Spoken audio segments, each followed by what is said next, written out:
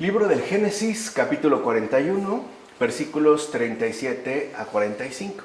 Recordemos que se está abordando sobre todo esta figura luminosa de José, ya desde versículos atrás, e incluso va a ser, la figura que finalmente termine este extraordinario libro del Génesis. Bueno, ¿qué dice ahí la Escritura? Pareció bien la propuesta al faraón y a todos sus servidores. Y el faraón preguntó a sus servidores: ¿encontraremos un hombre como este en quien esté el Espíritu de Dios? Luego el faraón dijo a José: después de haberte dado Dios a conocer todo esto, no hay nadie tan inteligente y sabio como tú. Tú estarás al frente de mi casa y todo mi pueblo obedecerá tus órdenes. Tan solo yo en el trono estaré por encima de ti. Y el faraón confirmó a José: mira, te he puesto al frente de todo el país de Egipto. Se quitó el faraón el anillo del dedo y se lo puso en el dedo de José. Lo vistió con ropa de lino y le puso un collar de oro al cuello. Le hizo subir en su segunda carroza y gritaban ante él, de rodillas. Así lo puso al frente de todo el país de Egipto. El faraón dijo a José: yo soy el faraón. Sin contar contigo, nadie moverá ni mano ni pie en todo el país de Egipto. Y el faraón puso a José por nombre Safenat Paneach, y le dio por esposa a Asenat, hija de Potifera, sacerdote de On. ¿Ves ya cómo el propio faraón reconoció que estas cosas le eran manifiestas por revelación de lo alto?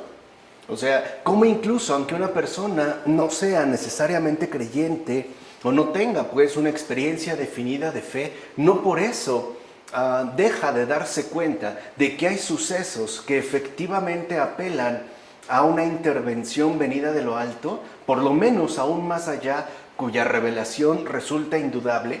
Mira entonces cómo nuestro ingenioso Dios, cuando quiere realizar sus planes, no hay circunstancia alguna que se interponga y pueda servir de obstáculo.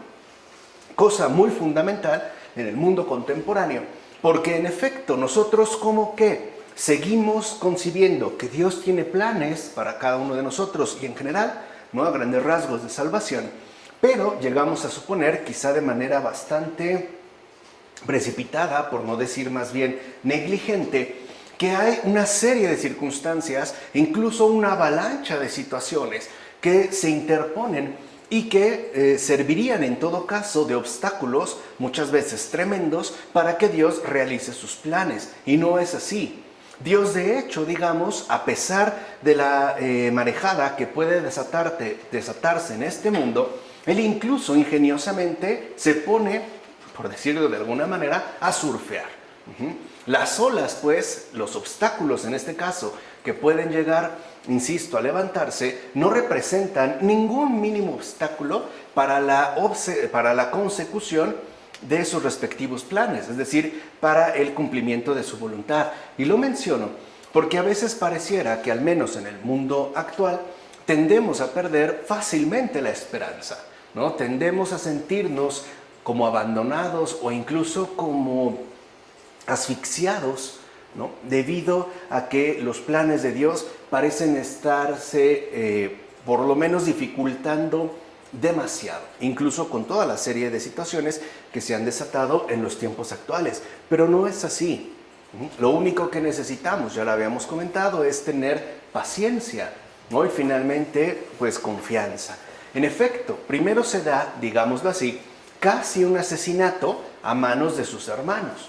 Luego viene una venta a extranjeros. Después recae sobre José una falsa acusación que lo expone a extremo peligro. Y luego va a la cárcel durante un tiempo. Y todo esto para que al final casi sea elevado al trono real, como afirma Juan Crisóstomo en sus homilías sobre el Génesis. Y efectivamente fue así. O sea, de hecho, en estos momentos ya en particular, únicamente por encima de José estaba el faraón.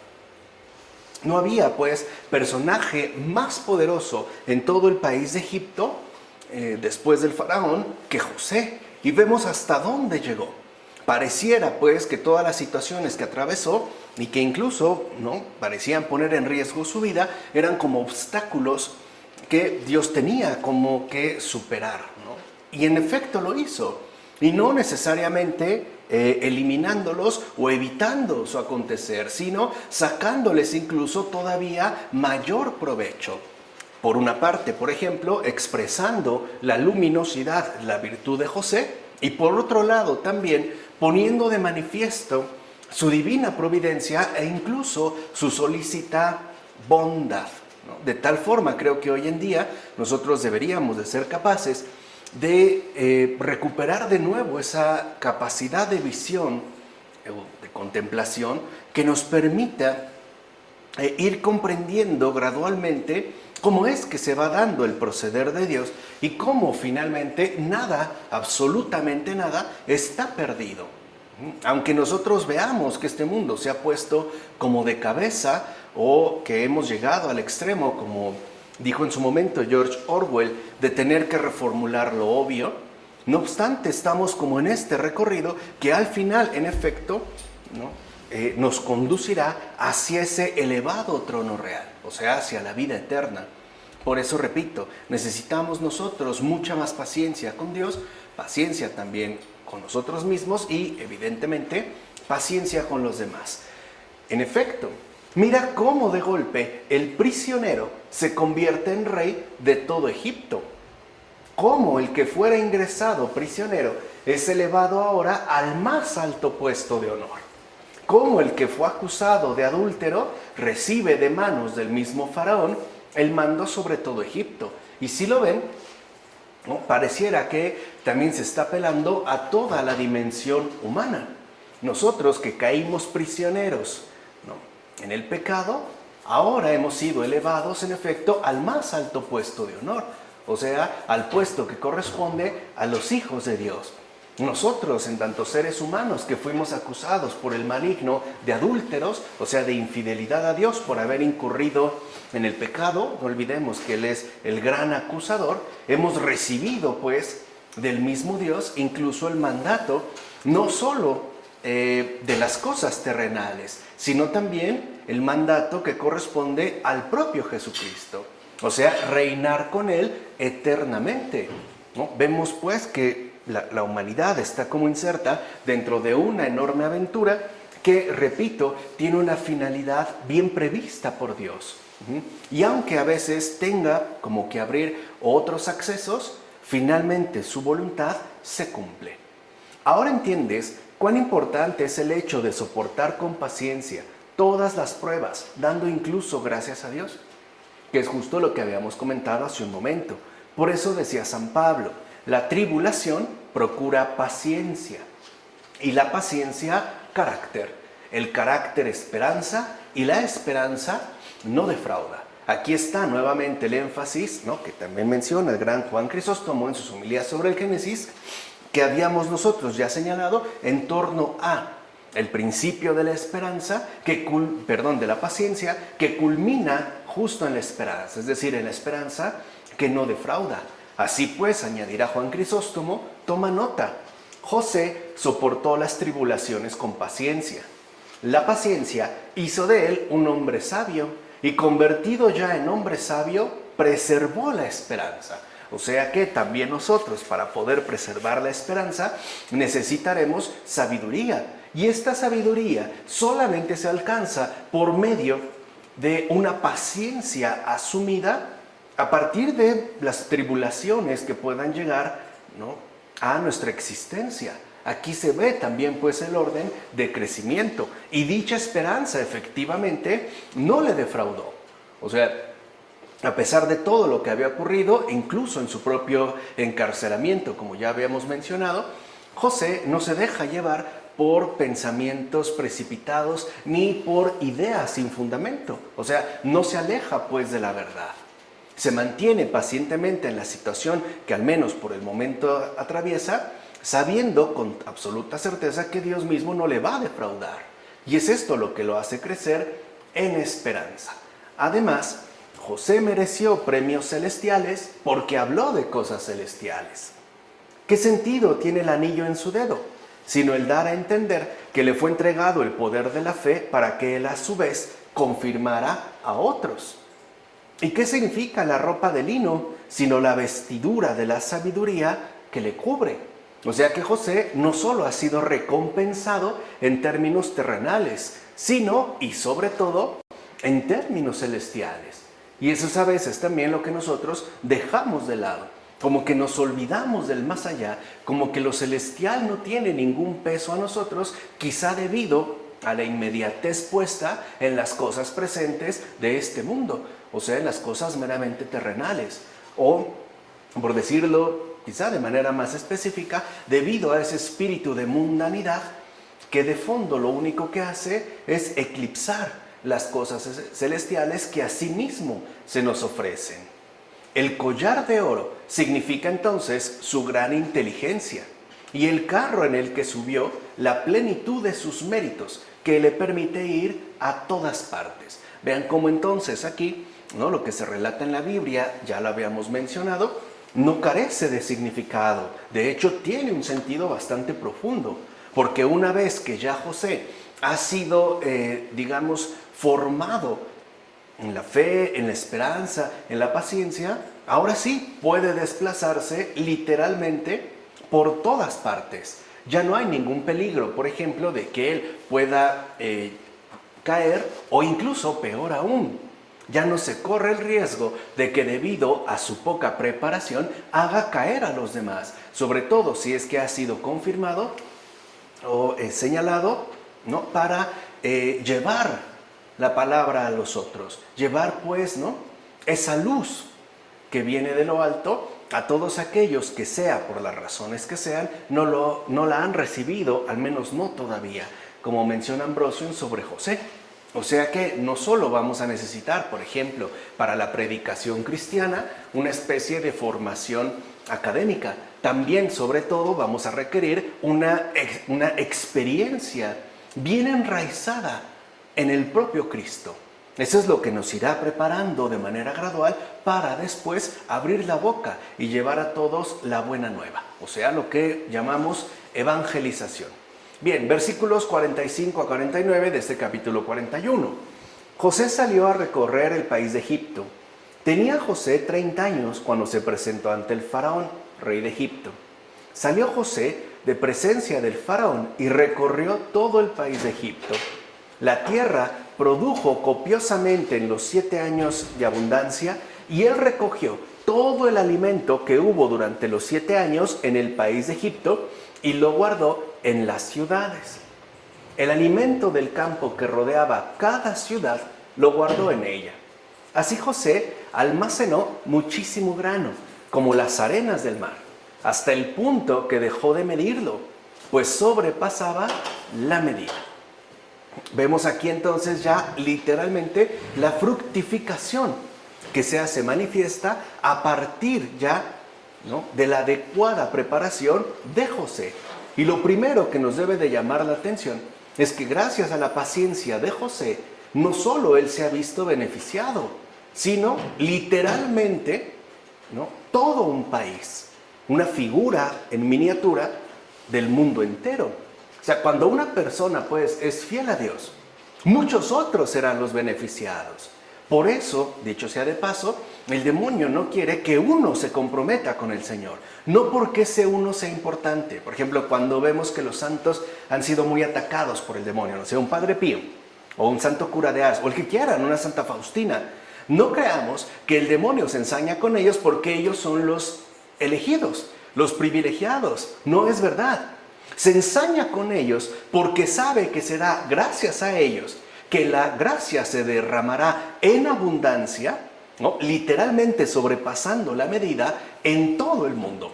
Y por ende, miles de almas, a veces quizás hasta millones, pensemos en un San Benito, como han sido millones de almas, ¿no?, las beneficiadas por su vida en esta tierra, se van a ver beneficiadas.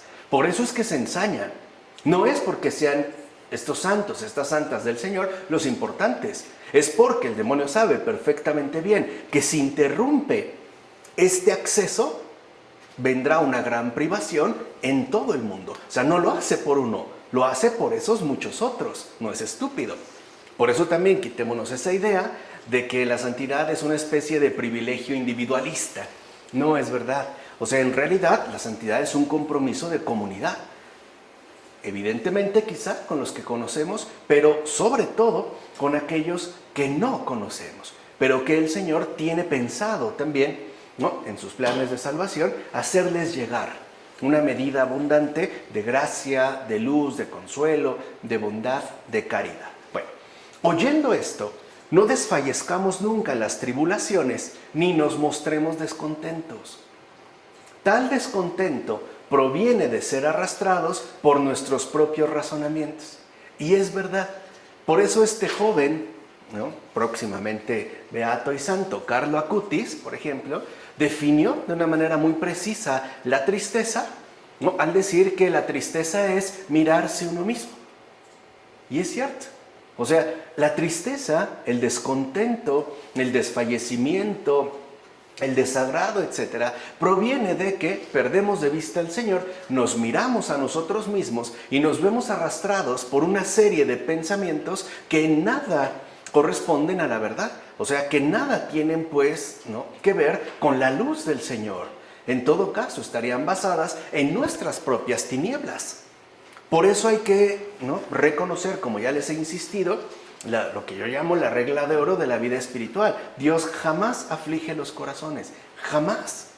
Cuando una aflicción empieza, lo primero que debemos de detectar es de dónde está proviniendo.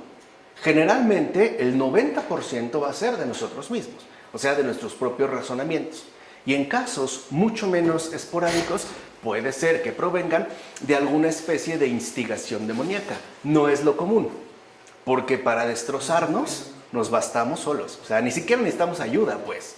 ¿No? Es como una persona que se quiere aventar a un precipicio, no necesita que vayan muchos y lo avienten, ¿no? Con que se incline de más, se va para abajo. Bueno, antes bien, hemos de nutrirnos siempre de esperanza y dar muestras de gran paciencia, conscientes de los recursos de nuestro Señor y de que no va a abandonarnos cuando sentimos la aflicción en momentos de prueba.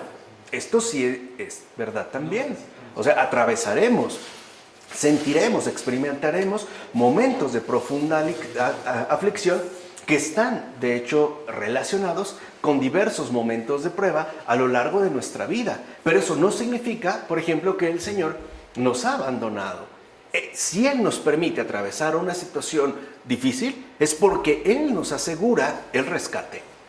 ¿Se entiende? O sea, es como si dijéramos que si a un niño se le avienta a una alberca profunda, es porque está el adulto que le acompaña. No está, pues, solo. Así, lo que deberemos tener nosotros siempre es una gran paciencia. Creo que hoy es el desafío actual, ¿no? El ejercitar una enorme paciencia, que a su vez dé paso a una gran esperanza. Y ya sabemos, esta esperanza no defrauda. Así pues, no decaigamos. Esperemos, o como decía también el gran San Ignacio de Loyola, trabajemos en paciencia, sin mudar, ¿no?, sin mandar al carajo lo que teníamos planeado o lo que habíamos empezado a llevar a cabo. Al contrario, fíjense, eso es por una parte, pero también hay otra. Él se toma muy en cuenta nuestra situación humanamente concreta. Ya lo habíamos dicho, porque lo que Dios también quiere, por ejemplo, en estos momentos de dura prueba, de aflicción, es que luchemos, o sea, que también llevemos a cabo el buen combate espiritual para que nos pueda Él ceñir una corona radiante. Es decir, lo que también está buscando es la obtención de méritos muchísimo mayores. Ya lo habíamos visto cuando hablamos de la castidad. O sea, una persona que tiene muchas pruebas en esta vida, pues es una persona que no solo tiene dificultades, sino que también tiene la oportunidad, ¿no?, de crecer en virtudes e incluso de ganar muchísimos méritos. A una persona, por ejemplo, que no tuviera estas oportunidades. Por esta razón, dijeron los apóstoles, a través de muchas tribulaciones hay que llegar al reino de Dios, como se menciona en los Hechos de los Apóstoles. Ahora, cuando nosotros leemos esta frase, de inmediato pensamos que aquí, o sea, entendemos a través de muchas tribulaciones, entendemos a lo largo de esta vida, ¿no? Hay que llegar al reino de Dios, y por reino de Dios entendemos el cielo o el más allá. O sea, aquí hay que pasarla muy mal para allá finalmente estar bien. Tampoco Tampoco es así. O sea, cuando se habla de a través de muchas tribulaciones, no hay que llegar al reino de Dios, significa que en efecto tendremos pruebas, pero ya vimos lo meritorias que pueden resultar para que podamos ya acceder al reino de Dios. O sea, al consuelo, a la luz, al descanso, a la paz, etcétera, incluso en esta vida. De tal forma que esas luchas serán muchísimo más llevaderas. A tal grado que lo que en principio nos podía resultar difícil, poco a poco nos va a ir resultando mucho más fácil. Recuerden, el reino de Dios no solo es para el más allá, es ya algo que el Señor nos ofrece desde acá. Y el mismo Cristo dirá a sus discípulos, en este mundo tendréis tribulación, como lo dijo en Juan. Por eso no nos dolamos ante las tribulaciones y tampoco nos extrañemos ni nos disgustemos cuando hemos de soportar problemas. Todos lo hacemos. La única diferencia es que los que carecen de fe desesperan y por ende incurren en soluciones indebidas. Esa es la única diferencia, ya que de ahí efectivamente sacaremos gran provecho. Recuerden, o sea, el Señor por una parte nos acompaña, pero por otro lado confía en nosotros, porque Él nos ha creado. Él sabe perfectamente bien de qué somos capaces, aun cuando nosotros lo ignoremos. Entiende pues lo siguiente, se trata de un negocio espiritual, un juego. Mira, quienes desean juntar dinero y se meten de lleno en sus negocios, no podrán hacer crecer sus ahorros de otra manera si no es soportando muchos peligros por tierra y por mar, además de estar siempre expuestos a los ataques de ladrones y a las insidias de los envidiosos, como ocurría en los tiempos de los padres de la iglesia. Si la persona quería tener ahorros, bueno, tenía que transportar grandes cantidades de dinero, ya fuera por tierra y por mar, lo cual, por ejemplo, implicaba el peligro de un naufragio e incluso el verse expuestos, ¿no?, ataques de ladrones o a insidias perpetradas por los envidiosos, cosa que hoy también de igual manera sigue ocurriendo, aunque sean, por ejemplo, desvíos electrónicos o estafas, ¿no?, virtuales, pero estos peligros no se han disipado y sin embargo están dispuestos a aceptar con temple cualquier cosa con tal de obtener alguna ganancia. Hoy ese es el gran mundo de los riesgos, ¿no? Se ve muy bien en el caso del mundo financiero. Hay personas que tienen temple para los negocios e incluso aceptan grandes riesgos con tal de obtener incluso alguna muy buena ganancia. Claro, a veces acaban en la ruina, pero ese temple lo han tenido. Pues bien, lo mismo sucede con nosotros. En efecto, considerando la riqueza que así juntamos, que de hecho es una ganancia espiritual, hemos de alegrarnos por ello y no quedarnos con lo que se ve, porque ahí también nos estancamos. Hoy es bien común en las redes sociales, sobre todo en Facebook. Entramos a Facebook y parece que a todo el mundo le va bien menos a uno. Como que todos están felices menos uno. Todos ya viajaron a Italia, Europa, menos uno.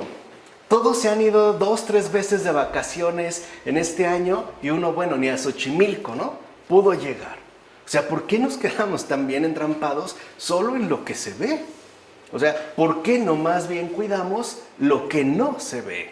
O sea, una actitud ciertamente más espiritual.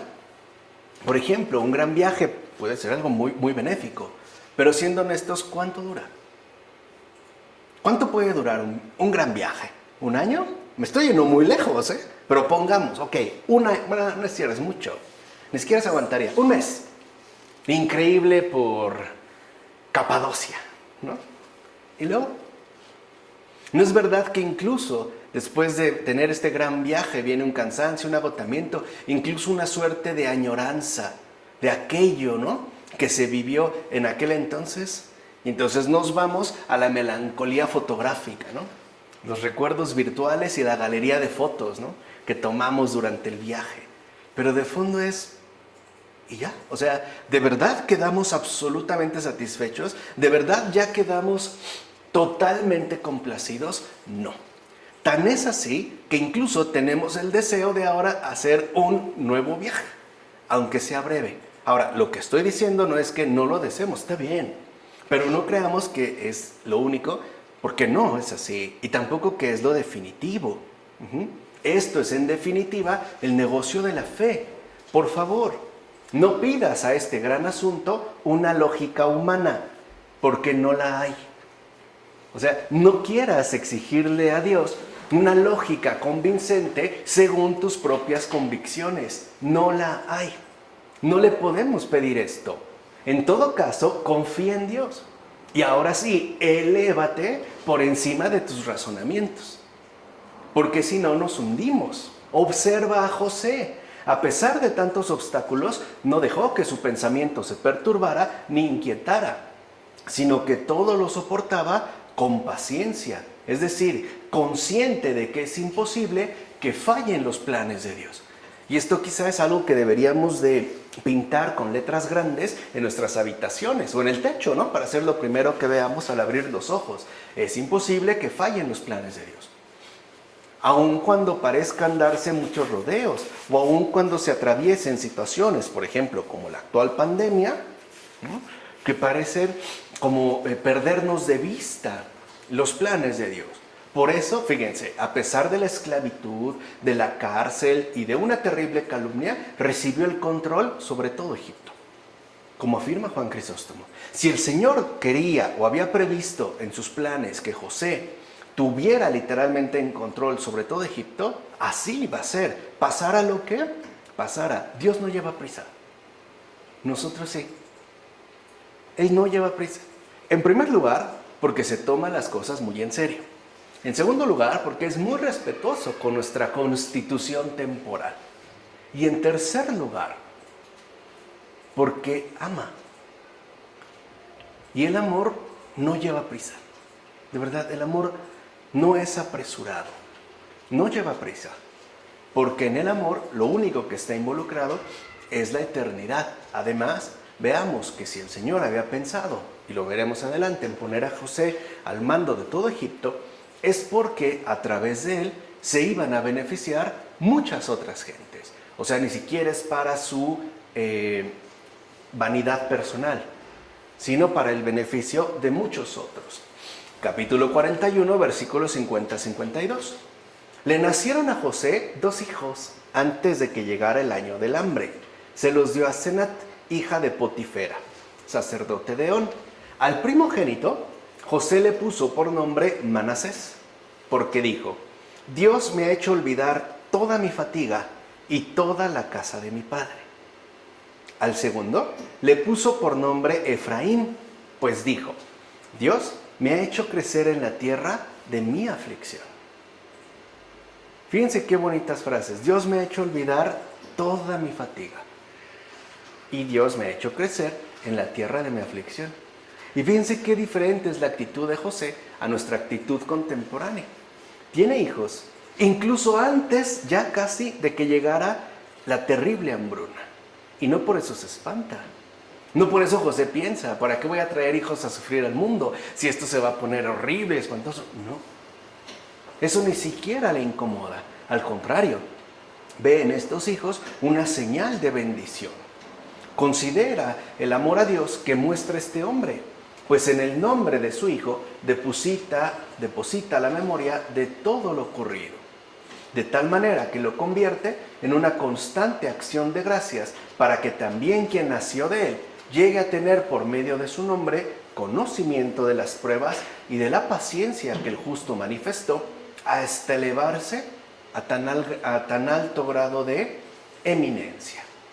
Dios me hizo olvidar todas mis penas y la casa de mi padre. ¿Qué significa todas mis penas? Se refiere tanto a la primera esclavitud como a la segunda, incluido el sufrimiento en la cárcel, que no es poca cosa. Y todo lo de la casa de mi padre alude a la separación que padeció al haber sido alejado de los brazos de su padre, a quien, como sabemos, tanto amaba. Porque si en su más temprana juventud fue criado con gran amor y solicitud, cambió luego esa libertad en esclavitud. Es decir, bueno, lo afirma Juan Crisóstomo. Al final, ¿qué hace Dios? Consolarlo. Y consolarlo a tal grado que todo el sufrimiento padecido con paciencia se disipa. Me hizo olvidar todas mis penas. No dice casi todas, o casi me elevó. No, O sea, lo que Dios finalmente nos concede ni siquiera es simétrico a ese proceso de crecimiento y purificación que hemos atravesado. Lo desborda por completo, a tal grado que incluso nuestros momentos de aflicción quedan superados. Y quedan superados para bien, porque no solo hemos sido consolados, hemos sido literalmente perfeccionados. Observa que el nombre de ese otro hijo suyo, Efraín, sugiere gratitud. En efecto, con dicho nombre, José viene a decir, porque no solamente Dios me hizo olvidar las penas, que es lo que yo les decía. Eso muchos piensan que lo encuentran, por ejemplo, en el alcohol o las drogas, ¿no?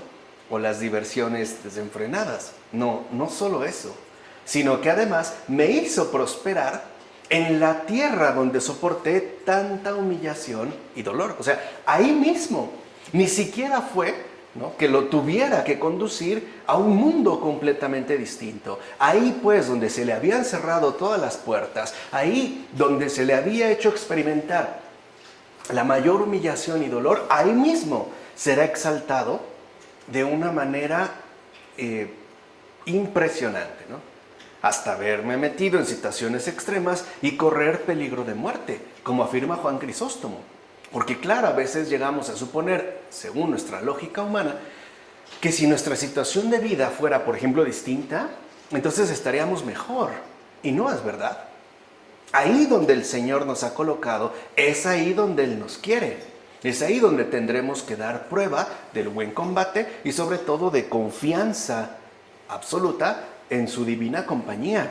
Es ahí, y ahí mismo donde nosotros quizá, por ejemplo, pudimos haber experimentado la mayor humillación, es también donde experimentaremos la mayor glorificación, que es justo, ¿no? Digamos, la línea o el camino trazado por el propio Señor Jesús. En la cruz está la glorificación. Pensemos en una Santa María Goretti. O sea, en su propia humillación, hasta el hecho de haber sido apuñalada más de 40 veces, o por lo menos 40, ahí mismo, sin necesidad de cambiar de circunstancias por completo, ahí mismo ofrece el perdón a tal grado que su agresor después va a ser su principal promotor. O sea, aquel que en efecto, ¿no?, nos descubra, nos transmita pues, la santidad de esta gran niña, porque pues, era una jovencita, Santa María Goretti. O sea, no necesitaba pues evitar eso, pues. Por eso no desconfiemos. Aprendamos pues a ser pacientes. No es que el mundo se nos venga encima, es que nosotros nos lo colocamos encima. No es que Dios me aplaste, es que no me dejo consolar. Por mis propios razonamientos, ¿no? Prefiero lo mío a lo suyo. Me pongo pues primero. Versículos 53 a 57 del capítulo 41. Cuando se acabaron los 7 años de abundancia en el país de Egipto, comenzaron a llegar los 7 años de hambre, como había anunciado José. Hubo hambre en todos los países, pero en toda la tierra de Egipto había pan. Llegó también el hambre a todo el país de Egipto, y el pueblo clamó al faraón pidiendo pan. El faraón dijo a todos los egipcios, id a José y haced lo que él os diga. ¿No les suena ya familiar con la frase de la muy santa Madre de Dios María? Cuando le dice, ¿no?, en este caso al que llevaba el vino, tiene un nombre en particular, ¿no? Digamos al maestro de ceremonias, ¿no? Haced lo que él os diga. Bueno, reinaba el hambre sobre toda la faz de la tierra. Y entonces José abrió todos los graneros y vendió grano a los egipcios mientras arreciaba el hambre en el país de Egipto. De todos los países venían a Egipto a comprar grano a José, porque el hambre arreciaba en toda la tierra. O sea, no solo se trató de una hambruna geográficamente determinada, sino de una hambruna literalmente mundial. Por eso es extraño que hoy también nos amenacen con la inminente extinción de alimentos, incluso de agua, cuando el propio Moisés sacó agua de una piedra. Supongo que también ahora pues, tendrá que mandar a muchos otros Moiséses, ¿no?, para sacar agua incluso de las piedras. Bueno, fíjate bien, Eran enviados a José todos los que sufrían hambre. Estos son aquellos de los que fue escrito: tornan al atardecer, ladran como perros, merodean por la ciudad. Van errantes buscando comida y hasta que no se hartan andan gruñendo, como afirma el Salmo. Había hambre no solo en un lugar, sino en toda la tierra. ¿Y por qué había hambre? Porque no había nadie que hiciera el bien. Qué fácil es, en serio, ¿no?, dejar de hacer el bien cuando uno no tiene dificultades. Qué fácil es olvidarse de los demás en la prosperidad, porque parece que si nos va bien, todo está bien. Los demás pues se invisibilizan. Por eso el Señor Jesús, compadecido del hambre del mundo, abrió sus graneros y distribuyó los tesoros de los misterios divinos, de la ciencia y la sabiduría, para que a nadie le faltara alimento. Y solo el que es alimentado por Cristo dice: el Señor es mi pastor, nada me falta. También en el Salmo 23. Así pues, Cristo abrió sus graneros y vendió, pero cobraba el precio de la fe y de la caridad, no con el dinero, sino a través de una plena confianza, como afirma Ambrosio en Sobre José. O sea que el negocio de la fe consiste en que el Señor nos ofrece absolutamente todo a cambio de una confianza plena. Eso es todo. Con eso literalmente se cierra el negocio. Y sí, evidentemente, no podemos ya empezar por una confianza plena, al menos comencemos por una confianza progresiva. O sea, esforcémonos por confiar en el Señor. Y para ir alcanzando una mayor confianza, tenemos siempre a la mano la paciencia. Bueno, acudamos a ella, ejercitémosla. Y finalmente también, ¿no?, accedamos a la esperanza. A esa esperanza que no defrauda y que se va a traducir de lleno en una plena confianza hacia el Señor. Ciertamente, todos los que no son alimentados por Cristo andan hambrientos. Así pues, compremos alimentos con los que podamos remediar el hambre. Que nadie se retraiga por su pobreza. Que nadie se avergüence por no tener dinero. Cristo no pide oro, sino la fe, que de hecho es más preciosa que el oro y que todos los demás metales. Pedro, por ejemplo, que no tenía dinero, sí compró. No tengo plata ni oro, dijo, pero lo que tengo te lo doy. En nombre de Jesucristo Nazareno, levántate y anda, como se afirma en Hechos de los Apóstoles. También dice el profeta Isaías: los que no tengáis dinero, venid, comprad y comed. Venid, comprad, sin dinero y sin nada a cambio, vino y leche. ¿No?, afirma Isaías. Así pues, el que pagó por nosotros el precio de su sangre, no nos pide que le paguemos, sino que confiemos. Y esa es otra idea que hoy en día debemos desarraigar, porque pensamos que para que Dios nos atienda o nos haga caso, nosotros debemos de hacer algo a cambio, ¿no? Tengo que ofrecerle, por ejemplo, penitencias severas, o durísimos ayunos, o flagelaciones internas, o hasta externas, no sé, según cada quien. Y no es así. O sea, Dios no viene a cobrarnos, viene a ofrecernos. Y confiar en Él es recibir. Por eso es tan importante el estudio que estamos haciendo de Michel Henry. Porque si lo ven, lo que nos recuerda Michel Henry es que la esencia es receptividad, no ofrecimiento, no es un pago. No es que yo tenga como que pagarle a Dios, ¿no?, para que Él atienda mis ruegos o incluso para que me alcance el bienestar que necesito. No, eso Él lo sabe. De hecho, eso Él ya lo tiene contemplado. Lo único que nos pide es que confiemos en Él. Nada más. No que hagamos otra cosa o que queramos, ¿no?, como invertir en buenas obras, quizá pasándonos un poco para obligarle a que ahora atienda, pues, mis oraciones. No nos pide nada de eso, nada. Lo único que nos pide es que confiemos en Él, porque ya dijimos, no hay ningún obstáculo en este mundo que, por ejemplo, quebrante sus planes. No lo hay. Lo único que nos pide entonces es una confianza plena. Y seamos sinceros, para confiar en Dios no se necesita dinero. De hecho, para tener amistad con Dios no se necesita dinero, nunca. Por eso recuerden lo que dijo Isaías: los que no tengáis dinero, venid, venid, comprad, sin dinero. Y es más, sin nada a cambio. Nada de que, Señor, esto y a cambio yo te... ¿No? No. Porque entonces ya no es el negocio de la fe.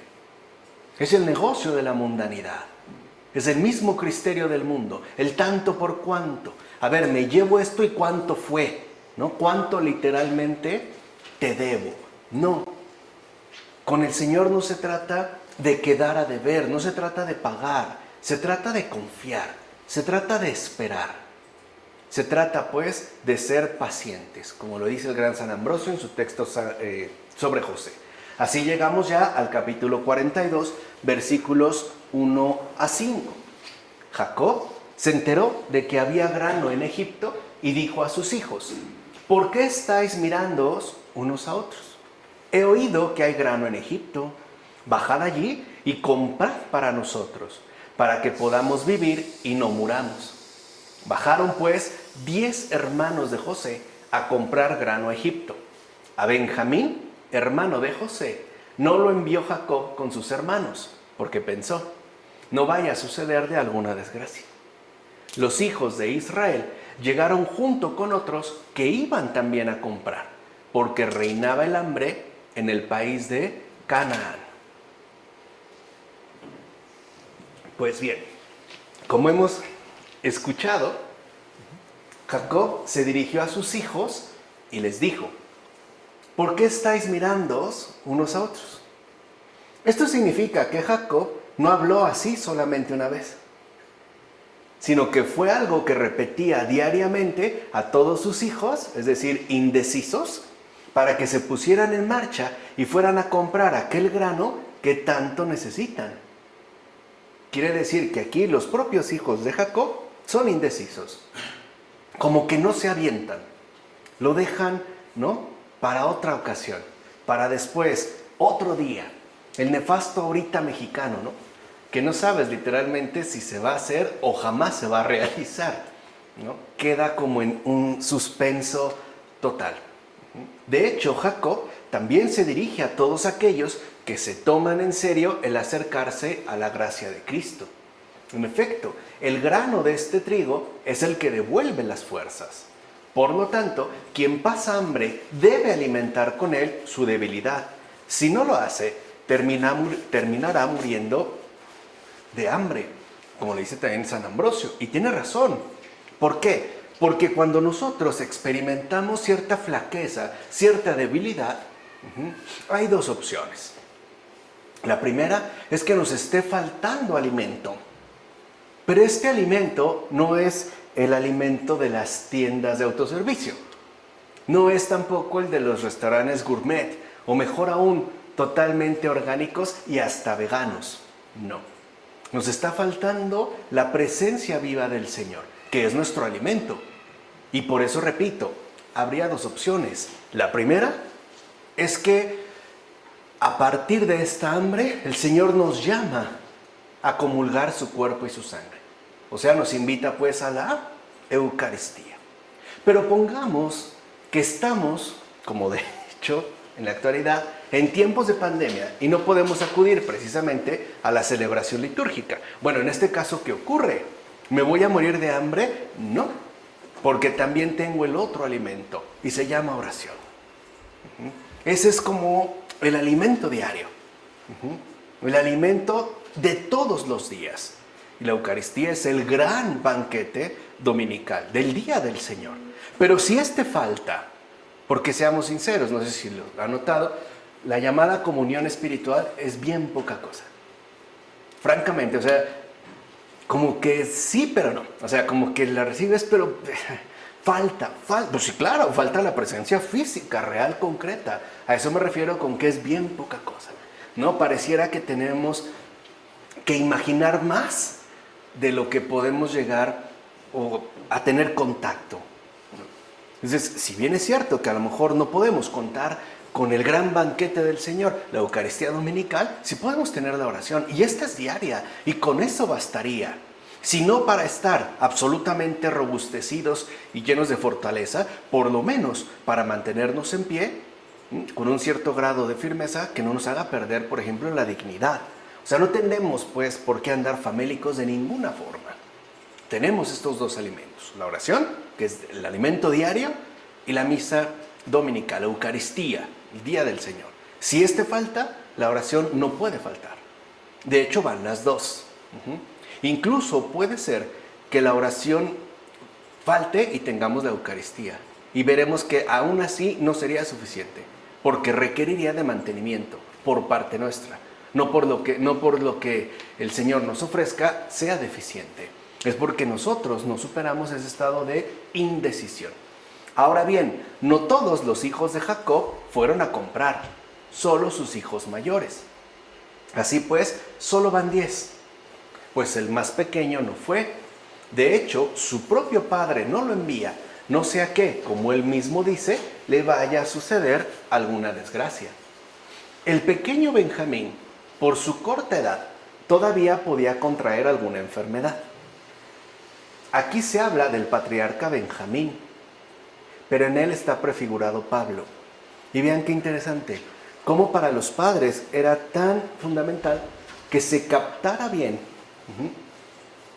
ya desde el Génesis, la aparición del gran apóstol de los gentiles, que es justo contra el que se iban a descargar, ¿no?, todos aquellos enemigos del cristianismo, hasta la fecha, porque hasta la fecha hay muchos intelectuales, ¿no?, aquí ya no menciono nombres, pero hay bastantes, que afirman, por ejemplo, que el cristianismo, es decir, la Iglesia Católica como lo conocemos hoy en día, no ha sido obra de Jesús, sino de ese maldito Pablo. Pablo el impostor, Pablo el farsante.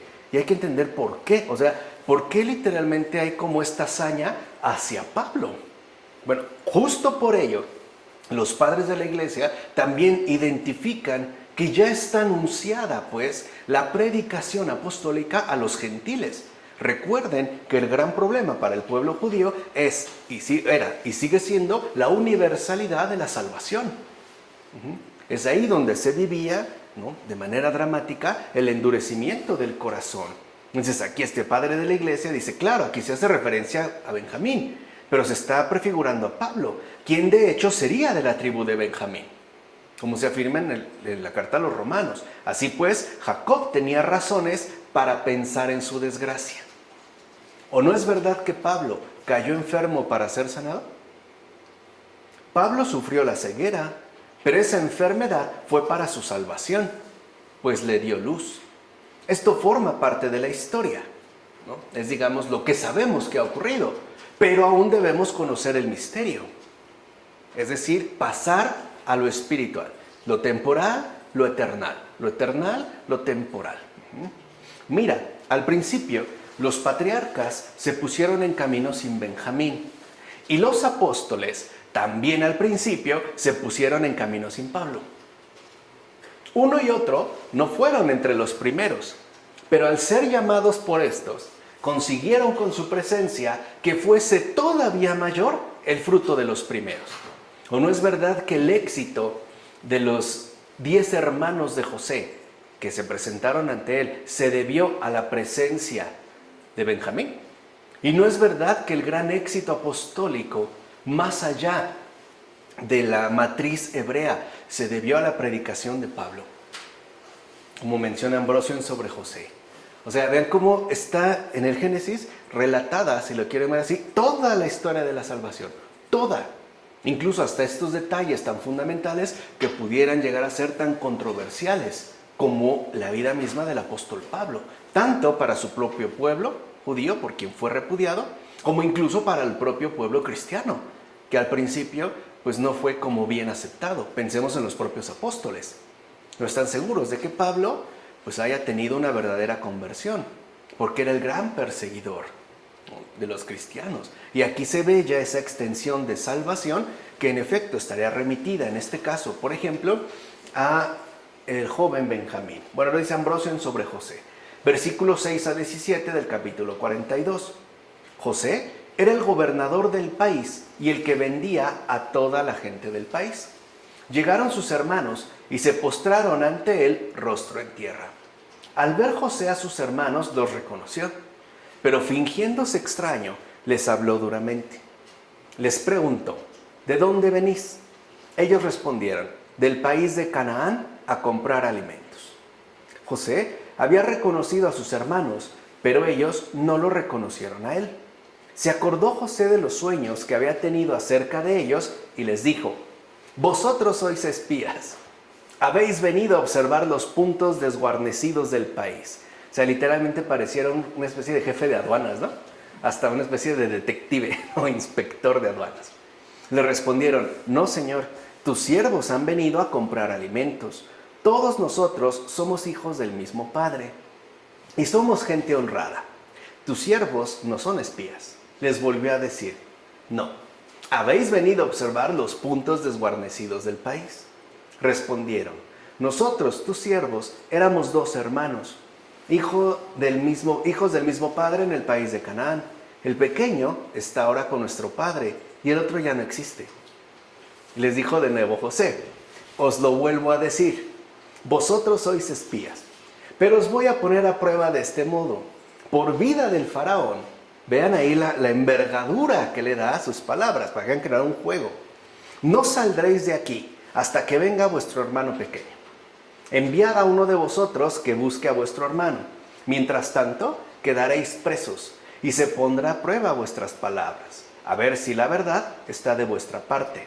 Si no, por vida del faraón, es que sois espías. Y los puso bajo custodia 3 días. Aquí ya hay un cambio completo en la trama. Los hermanos de José ahora actúan con total desconocimiento, ya que, como no es poco el tiempo que ha transcurrido, ya no reconocen los rasgos de su hermano. Sobre todo porque José había alcanzado la madurez. Por eso no pudieron reconocer a su hermano ni por su aspecto ni por su modo de hablar. Recuerden que José ya era un hombre sabio. Y cuando una persona alcanza la sabiduría, cambia de aspecto completamente. En todo caso, ellos pensaban que José se había convertido para siempre en esclavo de los ismaelitas. O sea, seguían aferrados a sus propios pensamientos y más aún a sus propios malévolos actos, ¿no? De ahí sacaban las consecuencias. Así, sus propios pensamientos no les dejaban concebir alguna otra cosa. Y así también nos sucede a nosotros. Por eso la aflicción. Nuestros pensamientos siempre son como cerrados, se van como cerrando. Y nos es muy difícil, cuando ya estamos demasiado arraigados en los propios pensamientos, abrirnos a alguna otra cosa. Es decir, abrirnos a la gracia de Dios. José, en cambio, los reconoció con nada más verlos y se apresuró a esconder su identidad, ya que no se priva de la verdad. Como afirma Juan Crisóstomo en las homilías sobre el Génesis. Por otra parte, vean, de entrada, nosotros diríamos como que los hermanos ya han hablado bien, ¿no? Pues no. Qué fraudulentas fueron las palabras de los hermanos de José. Para empezar, porque todavía cuentan entre ellos aquel que vendieron a unos comerciantes. Para empezar. En efecto, no dicen éramos 12, sino somos 12 hermanos. Y el más pequeño está con nuestro padre. Era esto justamente lo que José anhelaba conocer. Es decir, si habían tratado de la misma manera a su hermano más pequeño, al menor. Además, no dan el motivo con claridad con respecto a la ausencia del otro hermano, sino que simplemente dicen, ya no existe. Cuando más bien, a la luz de la verdad, lo que tuvieron que haber dicho es, lo vendimos. Punto. Una vez ya no existe, así como que se lo tragó la tierra y nada más, ¿no? José sospecha que pueda tratarse de una mentira. Por eso exige que sean retenidos en Egipto hasta que el hermano menor venga acá. José, en efecto, quiere verlo. Quiere contemplar de frente al que también es fruto del vientre de su madre. José, y con razón, no confía en sus hermanos. Por eso pide que el hermano pequeño vaya a Egipto y él lo pueda ver. Así pues, si es verdad lo que han dicho, quedarán entonces libres, pues la mentira es una cárcel que nos encierra y nos priva de la confianza de los demás, como afirma Juan Crisóstomo en las homilías sobre el Génesis. Y no podemos ponerlo en duda. Aquí vemos la gravedad que acarrea la mentira.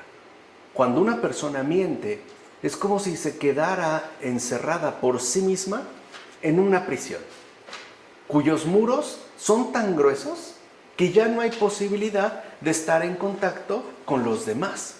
La mentira siempre quebranta, pues, los vínculos entre las personas. Siempre. Por eso cuando alguien dice, es que, no sé, me has mentido, o ya no confío en ti, por la mentira que a lo mejor descubrí, o etcétera, significa que esos vínculos han sido rotos. El mentiroso es prisionero de sus propias mentiras. Y degrada, como les dije, el tejido de relaciones afectivas en relación a los demás. Por eso aquí se destaca la gravedad ya de la mentira. Pasamos a los versículos 18 a 25 de este capítulo 42. Al tercer día les dijo José. Imagínense qué habrán hecho los hermanos 3 días, juntitos y en la cárcel, ¿no? Aquí se nos va a dar como una idea. Dice, haced esto y viviréis, pues yo temo a Dios. Si sois gente honrada, uno de vuestros hermanos quede preso en la cárcel. Seguramente se miraron entre todos a ver a quién le tocaba, ¿no? Los demás, id a llevar el grano comprado para remediar el hambre de vuestras casas. Después me traeréis a vuestro hermano pequeño para poder comprobar la verdad de vuestras palabras y no moriréis. Así lo hicieron, diciéndose los hermanos entre sí, en verdad somos culpables respecto a nuestro hermano, pues vimos su angustia cuando nos pedía piedad y no le escuchamos. Por eso nos sobreviene esta desgracia. Vean cómo ya empieza a haber también un arrepentimiento. ¿Pero a dónde tuvieron que llegar? A la cárcel, ¿no? Al calabozo. Les replicó Rubén, ¿no os dije que no pecaseis contra el muchacho y no me hicisteis caso? Ahora nos piden cuenta de su sangre. Ellos ignoraban que José entendía, pues entre ellos había habido un intérprete. José se retiró de su lado y rompió a llorar. Luego volvió a donde estaban y les habló de nuevo. Eligió de entre ellos a Simeón y le hizo prender delante de todos. Después José dio órdenes de que les llenaran los envases de grano, les devolvieran su dinero a cada uno en su saco y les dieran provisiones para el camino. Y así lo hicieron. Observa bien, así es el pecado. Vean cómo dijimos, ¿no? La malicia siempre acaba en pecado. Por eso comienza una mentira. Y lo que en realidad se termina confesando que es un pecado. Así es el pecado. Una vez se comete y se lleva a cabo, muestra entonces la desmesura de su insensatez. O sea, al principio parece casi nada, no pasa nada. Sí, pero una vez cometido, ahora sí, muestra la desmesura de su insensatez. Como el borracho que cuando se sirve gran cantidad de vino no tiene conciencia alguna de la ruina que conlleva la bebida, sino que es después, por la misma experiencia, aquí diríamos por la misma cruda, y aparte la vergüenza y la mala cara de sus familiares, ¿no? Que al despertar ha de pensar, ¿ahora qué hice? ¿No? Que están tan serios conmigo, o ni me hablan, o no sé, hasta amanecí vomitado, qué sé yo, las cosas. Cuando comprende la magnitud del daño, así también ocurre con el pecado. En efecto, mientras se comete, oscurece la razón y como nube densa embota el juicio. Pero después, la conciencia se turba y turba la mente sin piedad con toda clase de reproches, poniendo de manifiesto la injusticia cometida. Fíjate pues en los hermanos de José. Hasta ahora se dan cuenta de lo que han hecho. Sí, ahora que ven el peligro que por todas partes se cierne sobre ellos, es cuando reconocen lo que han hecho. Es decir, reconocen su inhumana culpabilidad. Y a veces eso es lo que requerimos. Que toquemos un fondo para reconocer nuestra culpabilidad. La recuperación, pues, del juicio. Además, asimismo se dan cuenta de que no sin motivo están padeciendo lo que les ocurre. Su padecimiento, en efecto, es debido a su crueldad. O sea, también ahí hay una carga de responsabilidad, porque ya lo vimos hace un momento. Claro, el Señor nos va a socorrer. Sí, pero también hay que atender las cuentas. O sea, el Señor nos va a perdonar, pero también nos va a corregir. Vean en el caso del hijo pródigo, ¿no? Regresa y claro, lo recibe. Pues sí, pero también lo manda a bañar. O sea, no lo deja así. Lo mismo ocurre en este caso. Ellos no escucharon las súplicas de su hermano. Es decir, fueron inmisericordias. Por tanto, les ha llegado la hora de la desgracia, como afirma Juan Crisóstomo en sus homilías sobre el Génesis. Pero a la luz de lo que hemos dicho, comprendemos que es para un gran bien. Ni siquiera es por un castigo. Es literalmente por una enmienda. Una invitación áspera a la conversión. Áspera, sí, pero efectiva. Como antes las medicinas, ¿no? Amargas, pero buenas. O las inyecciones, ¿no? Pueden ser dolorosas, ¿no? Pero sabemos que es lo más efectivo. Ahora bien, si ponemos atención en lo sucedido, caeremos en la cuenta de que lo que Dios hizo con José es también lo que José hizo con sus hermanos. ¿Ahora entienden por qué ella es un hombre sabio? Vean, en efecto, no soportó sentir odio contra ellos. Hubiera sido para José muy fácil acabar con sus vidas, dando una señal, y en ese momento estos espías, cuchillo, y él, si lo quieren ver así, sin mancharse las manos, solo con dar una orden, pero no soportó eso. En todo caso, más bien los mejoró con tribulaciones para moverlos a confesar su crimen y así se curaran con la penitencia, porque es algo que él ya había experimentado, y eso que no tenía un pecado manifiesto, pero experimentó el mejoramiento de la penitencia, es decir, de la paciencia, la confianza, la espera, y dio resultado, pues ellos reconocieron su pecado y experimentaron la angustia de su alma en 3 días. ¿Cuántos años habían pasado? Si lo tomamos en cuenta. Y aquí, en 3 días. De hecho, el propio José sabía muy bien que el pecado de homicidio no se puede perdonar sin una gran penitencia. Porque eso sí, hay de pecados a pecados. Por eso 1, 2 y hasta 3 veces los purgó con una prueba medicinal. Es decir, los sometió debidamente a la purificación con el fuego espiritual. Y no para vengarse, no por rencor, no por coraje, no por molestia, sino para corregirlos y librarlos de crimen tan enorme. Es como si una persona llega, por ejemplo, gangrenada de una extremidad, pues hay que amputarla. Aunque nos haya molestado lo que hizo, pues no lo hacemos por coraje. Lo hacemos tratando de buscar o alcanzar un bien. Por eso a veces las purificaciones serán mayores, pero recuerden, lo que está de por medio es el más allá, no tanto el más acá. Lo veremos la siguiente ocasión cuando también se mencione, por ejemplo, el padecimiento de Jacob, es decir, de Israel. Uno se puede preguntar, ¿y por qué se incrementa el dolor en él? Si parecía ser buen padre, ¿no? El gran patriarca, ya lo veremos, pero es justo para que no lo pierdan de vista. Después, fíjense, aunque confesaron su pecado y aborrecieron el crimen que habían cometido, todavía no se les dio el beso de la paz. Cuidado, porque ahí es donde entran los engaños. Volvamos al caso del borracho que mencionó Juan Crisóstomo. Cuando hizo algo mal, aparenta manifestar un arrepentimiento total. No lo vuelvo a hacer, es la última ocasión, ya entendí. No hay que apresurarse pues a la purificación. O sea, no hay por qué acortar el proceso de mejoramiento. Habrá que respetar lo que sea requerido. Esto último, es cierto, se va a dar, sí se va a ofrecer, pero esto último vendría ya después. A veces ahí también nos equivocamos.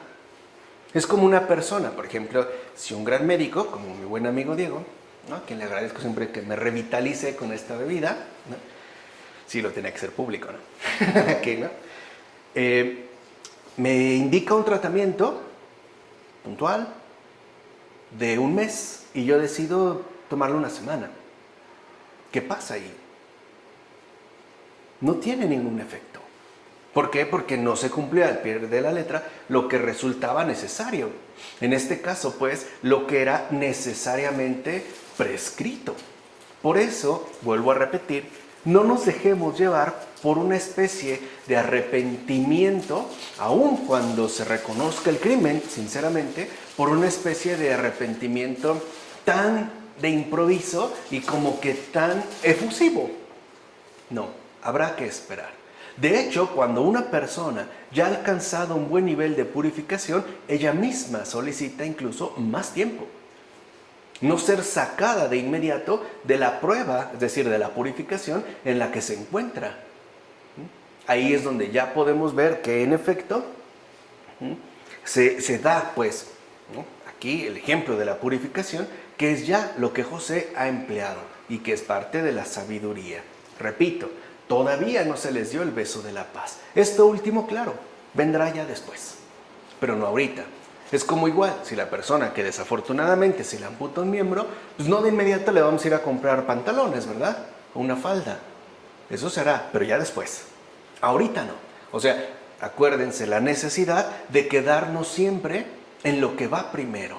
Y de ahí ir avanzando, pues, poco a poco. En todo caso, no despreciemos jamás el remedio de la recuperación. Es decir, no busquemos alcanzar de inmediato la paz del alma, la cual ciertamente se concederá a su debido tiempo. Ahí otra vez, si lo vemos, ¿qué nos pide el Señor? Paciencia y confianza. Espera. Pues bien, José retiene de entre sus hermanos a Simeón y lo mete en la cárcel.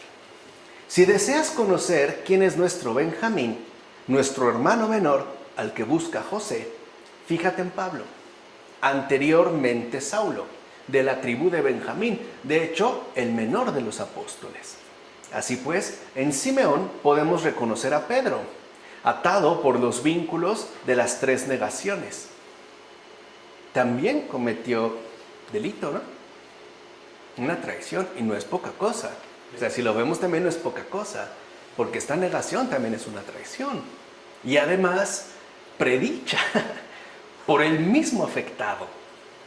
Cosa más delicada. Bueno, a quien, fíjense, y esto es lo importante, podemos reconocer en este caso a Simeón, a Pedro, a quien el miedo ató y el amor desató. Por miedo se ata él mismo, ¿no?, tratando de pasar desapercibido o negar su relación con Jesús, pero al final es el mismo amor quien lo desata, por medio de una simple pregunta: Pedro, ¿me amas? Lo va desatando. Pedro se había atado ¿cuántas veces? 3. Y el Señor lo va a desatar 3 veces también. Vemos cómo todo, ¿no?, de parte de Dios está perfectamente bien realizado. Por último, observa cómo José hace todo para asustarlos y con la intención de que al ver a Simeón encadenado quede en evidencia si muestran algún tipo de compasión hacia su hermano.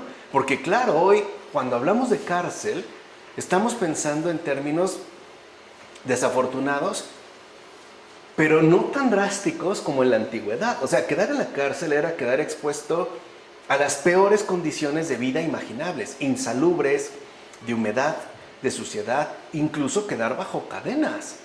O sea, no es como hoy, donde pueden tener un dormitorio. O sea, no estoy diciendo que, wow, es el mejor lugar para pasar unas vacaciones. No, no se le quita, ¿no?, a la cárcel ese aspecto duro y terrible que posee.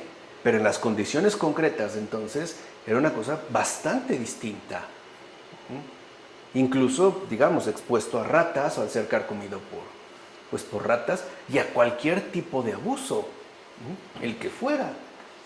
Todo esto lo hace José para probar su carácter, pues desea saber si no habrán tenido un comportamiento semejante, es decir, in misericordia con Benjamín. En todo caso, lo que desea comprobar José es si sus hermanos dan muestras o no de sentir cariño por alguien. Fíjense, ya no solo porque se trate de su hermano, sino porque un acto así no se puede realizar jamás. O sea, vean aquí ya la gran sabiduría del gran José, como afirma el gran San Juan Crisóstomo. Es que aquí todos son grandes, ¿no? Aquí están las grandes ligas, aquí es como entre titanes, ¿no? Pero aquí lo que vemos, pues, es que ya José en su sabiduría ni siquiera se limita a su propia situación personal, sino que en todo caso se remite directamente a esta necesidad de saber si estas personas, que además son sus propios hermanos, son capaces de sentir cariño por alguien, sea quien sea, o sea, si es verdad o no, que serían de bien en este mundo. O por el contrario, ¿será que requieren otro proceso que finalmente los lleve a manifestar un verdadero rostro humano y no en misericordia, es decir, inhumano? ¿De acuerdo? Vamos a dejarlo hasta aquí y ya la siguiente ocasión continuamos. En nombre del Padre, del Hijo, del Espíritu Santo. Amén.